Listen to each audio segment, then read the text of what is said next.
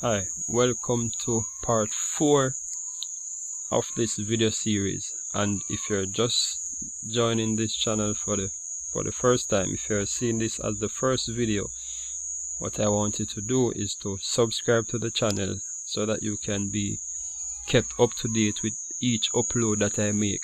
And this is actually part 4, as I stated, so 3 other videos are actually here, which are actually successive build up to this 4th video, right? So if you have not yet seen those previous 3 videos, I would encourage you to go back and watch them, because they develop in stages that will help you to better understand what we are going to move into, right? So we are on linear inequalities, and for this aspect of it now, we are going to look at how to represent solutions to linear inequalities using set notation, number line, and also on a graph. So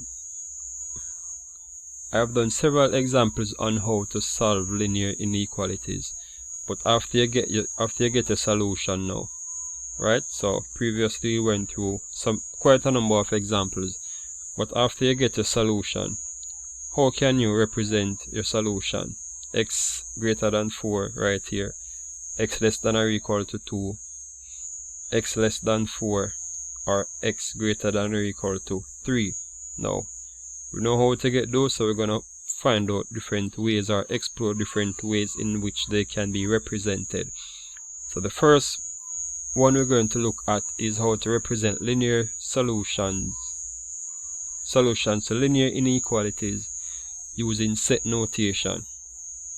So set notation is basically a special way of writing solutions. In this case, a special way of writing solutions for x values, right? So it either we have x equal a particular value, or x less than a value, x greater than a certain value, or any of those inequalities. We're gonna explore how to use set notation to represent those. So if you look at this here, let me kind of expand this a little bit. Right, if you can see this, we actually have a particular form or a way in which you represent this, right?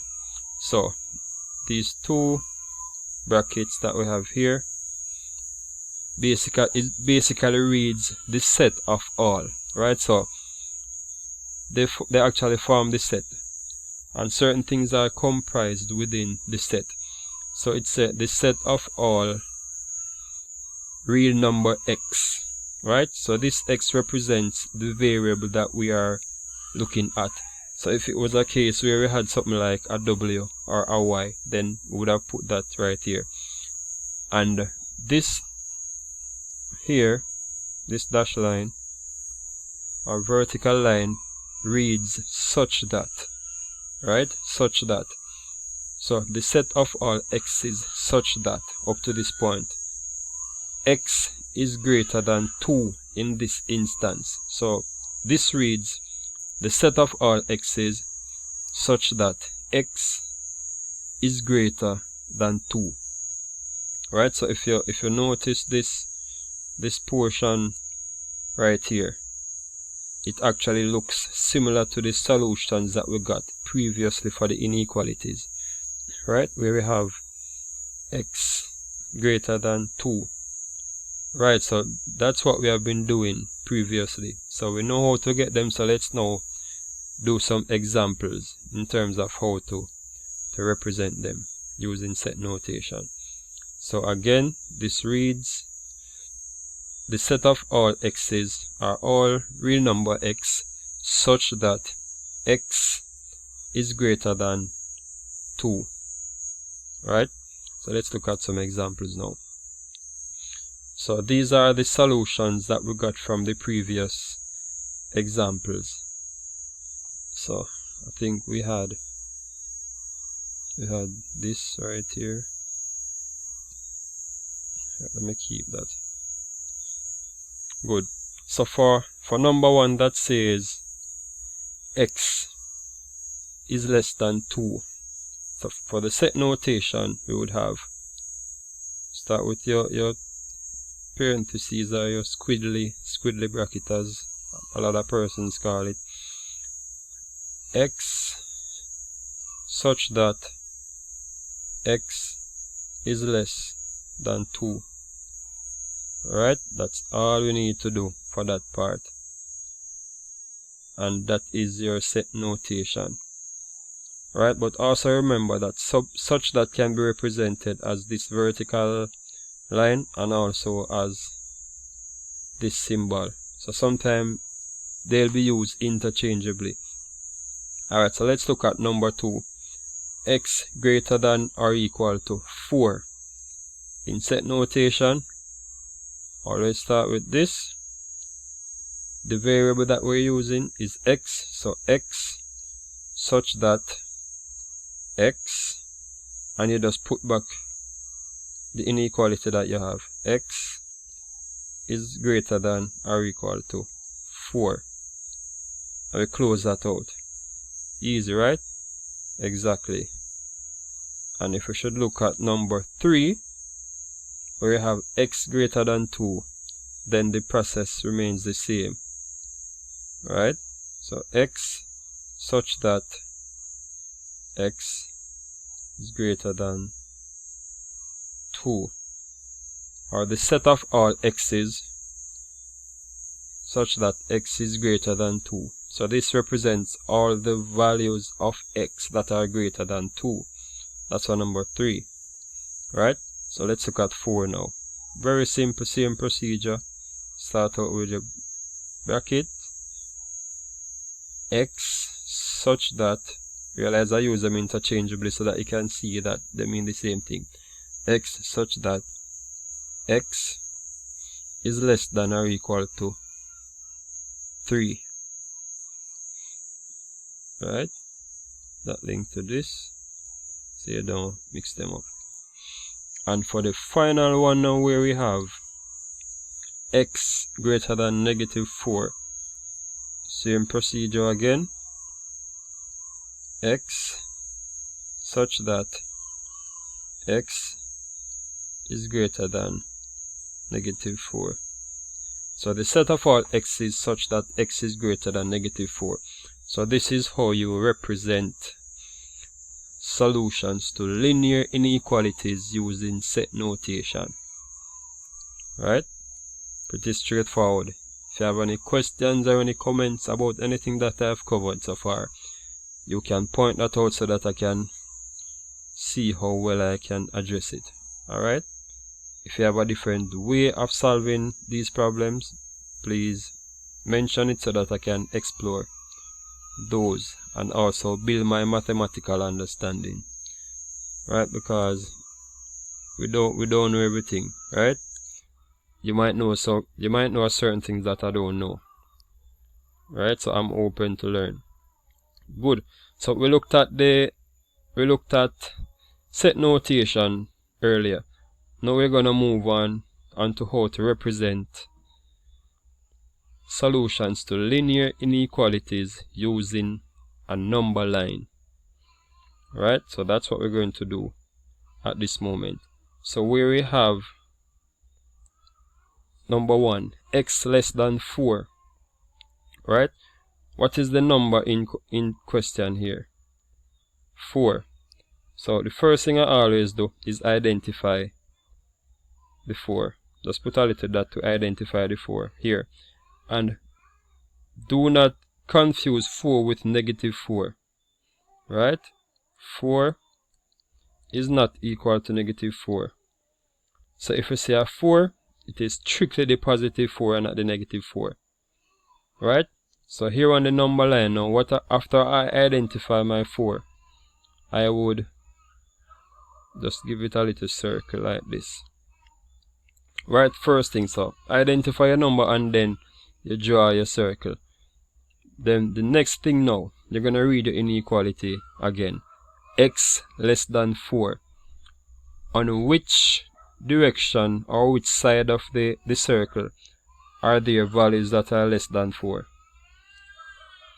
If you mention the right hand side, which would be this side, then that's not correct, because over this side you have values that are greater than 4. So that's not what we're going to look at. So for the left hand side now, that's where we have values that are less than 4. So let me pull out my, let me see, menu. Let me pull out a tool. Pull out my ruler. Good. So here I'm gonna pull out my magic ruler and see if I can get a line right here. Alright, good. So to the left side of this circle we have numbers that are less than 4. So let me put my arrow there, and then I do something like that. And always put the name of your equation or inequality. X less than 4.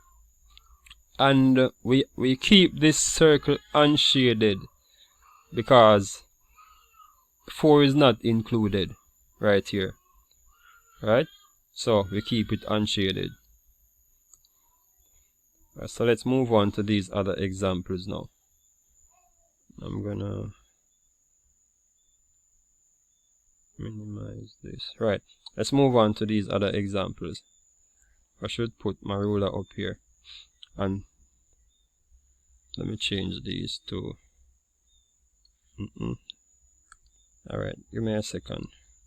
Change this to this to this, and change this one to right. Alright, so we are now at the second slide.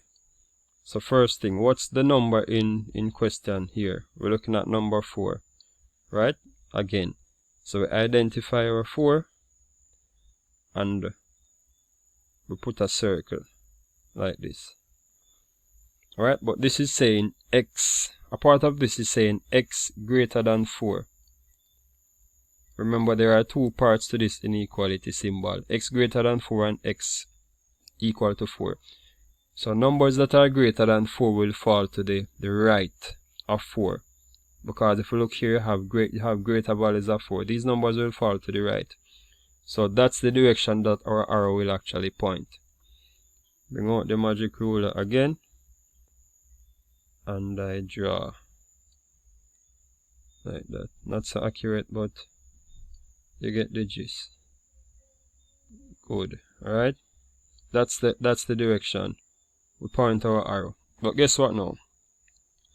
Instead of having an unshaded circle, we're going to have a shaded circle, because a portion of this inequality involves a equal sign.